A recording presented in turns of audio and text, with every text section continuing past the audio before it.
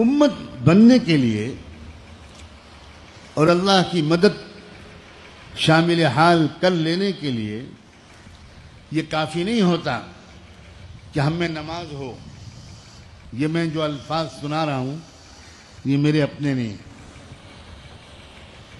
جو لوگ واقف ہیں ان کی سہولت کے لیے کہتا ہوں کہ یہ پورا جملہ جو میں اب بولنے جا رہا ہوں یہ حضرت جی مولانا یوسف صاحب رحمۃ اللہ علیہ کے آخری بیان کے جملے ہیں، جو ان کا آخری بیان زندگی میں ہوا ہے، جس میں ہی ان کو ہارٹ اٹیک ہوا اور اسی کے چند منٹ کے بعد ان کا انتقال ہوا. یہ آخری بیان کے جملے ہیں کہ امت ہونے کے لیے اور اللہ کی مدد شامل حال ہونے کے لیے صرف یہ کافی نہیں ہے کہ ہم میں نماز ہو، ذکر ہو، مدرسہ ہو، داڑھی اور کرتا پاجامہ ہو. اور آگے چل کر انہوں نے کہا تھا کہ سیدنا علی ابن ابی طالب کرم اللہ وجہہ، ان پر ہمارے ماں باپ قربان، ان کو قتل کرنے والا جو ابن ملجم تھا وہ ایسا نمازی اور ذاکر و شاغل انسان تھا کہ جب اس کو سزا میں قتل کرتے وقت غصے میں بھرے لوگوں نے اس کی زبان تک کاٹ لینی چاہیے تو اس نے کہا سب کچھ کرو لیکن میری زبان مت کاٹو تاکہ میں آخر وقت تک، زندگی کی آخری سانس تک اللہ کا ذکر کرتا رہوں. سمجھو یہاں آپ کس لیے آتے ہو. میں بار بار یہ بات عرض کر رہا ہوں، صرف تسبیح کے کچھ کلمے سیکھنے کے لیے آنے والے اپنے ارادے کو ٹھیک کریں. ہمیں اچھا انسان اور آدمی بننا ہے. ہمیں اپنے اخلاق کو، اپنے معاملات کو، ایک دوسرے پر پڑنے والی ہماری نگاہ کو، اس کو بدلنا ہے.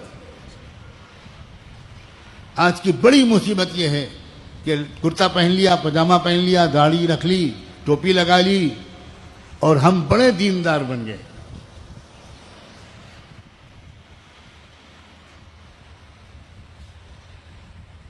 امتی کیسے بنا جائے، کیسے امت کو جوڑا جائے، اس کو سمجھنے کی ضرورت ہے.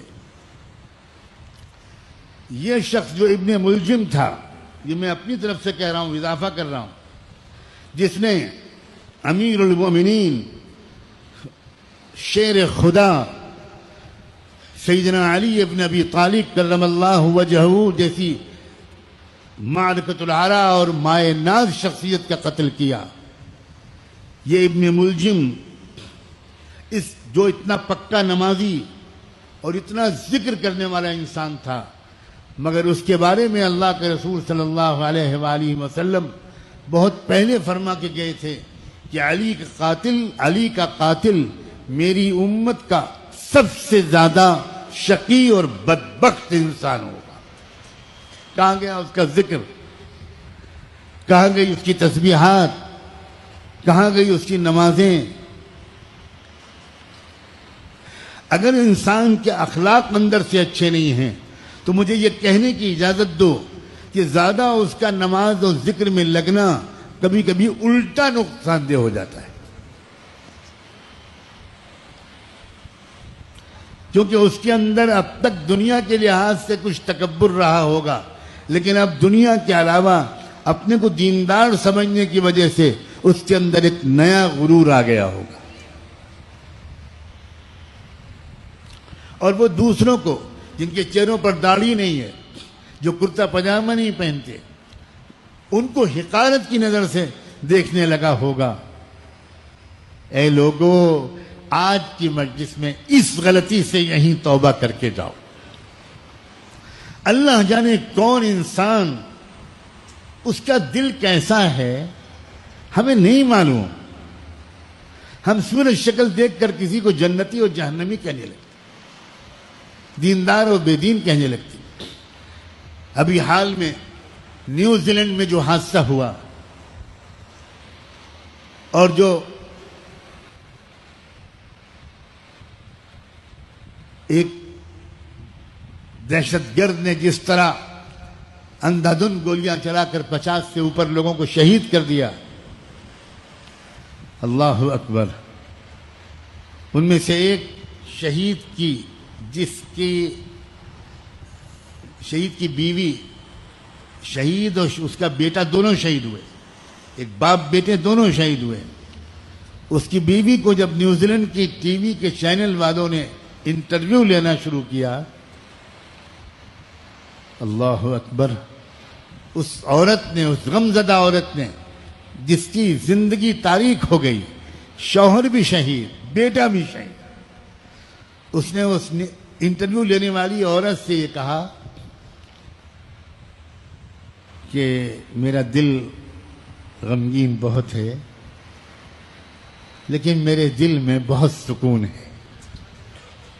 تو اس عورت نے حیرت سے پوچھا کہ کیسے سکون ہے؟ You have lost your husband and you lost your son.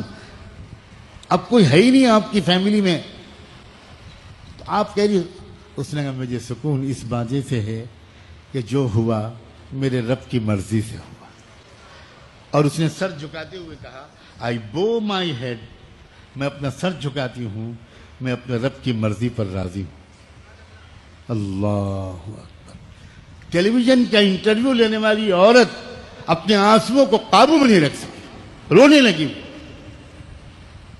Christian عورت، انگریز عورت، وہ رونے لگی. اس نے کہی اٹس اے میریکل، یہ معجزہ میں کیا سن رہی ہوں، اب کیا کہہ رہی ہو؟ آگے وہ سوال ہی کرنے سے عاجز ہو گئی وہ انٹرویو لینے والی عورت. اور پھر اس نے اب دوسرا سوال اپنے کو سنبھال کر کیا، how do you feel about that person, about that terrorist, وہ جو جس انسان نے اتنی گولیاں چلا کر سب کو مار ڈالا، اب اس کے بارے میں تمہارے دل میں کیا ہے؟ کیا جواب دیا اس عورت؟ اس عورت نے کہا I am very sad about ہم، مجھے بہت دکھ اور غم ہے. اس کے دل میں نفرت ہی نفرت ہے، نفرت والے زندگی میں کبھی خوش نہیں رہ پاتے. مجھے افسوس ہے کہ اس کے دل نے محبت کا مزہ نہیں چکھا. ہمارے دلوں میں محبت ہے، اس لیے محبت کی وجہ سے ہم ہمیشہ خوش رہتے ہیں، اور اس وقت بھی اللہ کا شکر ہے کہ ہم مطمئن ہیں. وہ عورت کیمرہ چھوڑا، اس نے وہ مائک جو لیے ہوئی تھی مائک چھوڑا اس نے، اور لپٹ گئی اس عورت سے، کس کرنے لگی، اس کو چمٹ گئی. یعنی وہ بھول گئی کہ میں انٹرویو لینے آئی ہوں. اور سارا منظر کیمرہ مین لیتا رہا. میں نے فون کے وہاں سے رابطے قائم کیے تو پتا چلا کہ اس کے بیورو میں یہ مشورہ ہوا کہ یہ سارا منظر دکھایا جائے کہ نہ دکھایا جائے، خالی جواب سنا دیا جائے. یہ منظر کہ انٹرویو لینے والی چمٹ رہی ہے، انٹرویو لینے والی بھول گئی کہ میں جرنلسٹ ہوں. وہ کس کر رہی ہے، پیار کر رہی ہے، چمٹ رہی ہے، رو رہی ہے. یہ دکھایا جائے منظر کہ نہ دکھایا جائے. چیف ایڈیٹر کی بات پہنچی. اس نے کہا کہ اس کو 48 گھنٹے مسلسل چلایا جائے، بار بار یہ منظر دکھایا جائے. اب بتاؤ وہ عورت، کیا اس نے 4 چلے لگائے تھے؟ کیا وہ خانقاہ کی نقشبندی اور چشتی اور قادری اور سہروردی سلسلے کی عورت تھی؟ لوگوں، کسی کو حقیر مت سمجھو. تمہیں نہیں معلوم کہ تم جس کو حقارت سے بے دین سمجھ رہے ہو وہ اللہ کی نظر میں اس کا ولی ہو سکتا ہے. بالکل.